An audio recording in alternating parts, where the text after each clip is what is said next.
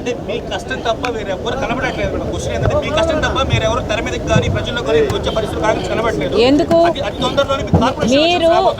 మీరు నన్ను తప్ప ఎవరిని కవర్ చేయటం లేదేమో. అలా కూడా అయి ఉండొచ్చుగా.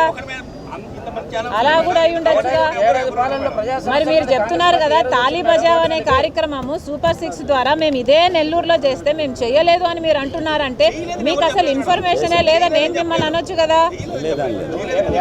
మీరు సరిగ్గా కవరేజ్ చేయండి. అందుకే చెప్తున్నాను, ఇంతమందికి చెప్తున్నాను, మీరు సరైన కవరేజ్ కాంగ్రెస్ పార్టీకి ఇవ్వండి.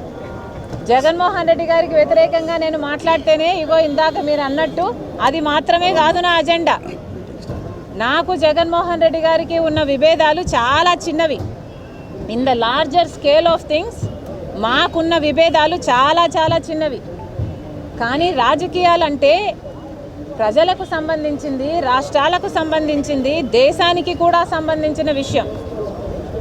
ముఖ్యంగా రాహుల్ గాంధీ గారు ప్రధానమంత్రి అవ్వకపోతే దేశమేమో కానీ రాష్ట్రానికి మాత్రం తీరని అన్యాయం జరుగుతుంది. మన ఆంధ్ర రాష్ట్రంలో కాంగ్రెస్ పార్టీ రావాలి, కేంద్రంలో కాంగ్రెస్ పార్టీ అధికారంలో ఉండాల్సిన అవసరము ఆంధ్ర రాష్ట్రానికి ఇంకెక్కువ ఉంది.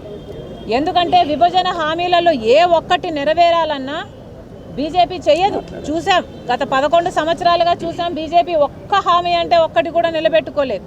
ఈ హామీలన్నీ నెరవేరాలి అంటే కాంగ్రెస్ పార్టీ బలపడాలి. ఈ ఒక్క ఉద్దేశంతోనే నేను ఆంధ్ర రాష్ట్రంలో అడుగు పెట్టడం జరిగింది. నాకు పర్సనల్ డిఫరెన్సెస్ ఉండి నేను ఇక్కడ ఆంధ్ర రాష్ట్రంలోకి రావాలనుకోవాలి అన్నది నా ఉద్దేశం అయితే ఎప్పుడో వచ్చుండాలి. జగన్మోహన్ రెడ్డి గారు ముఖ్యమంత్రి అయిన వెంటనే నాకు జగన్మోహన్ రెడ్డి గారికి విభేదాలు మొదలైనాయి. అంటే నేను 2019లోనే ఆంధ్ర రాష్ట్ర రాజకీయాలలో అడుగు పెట్టాల్సింది. కానీ నేను అప్పుడు రాలేదు. నేను వచ్చింది ఎప్పుడు?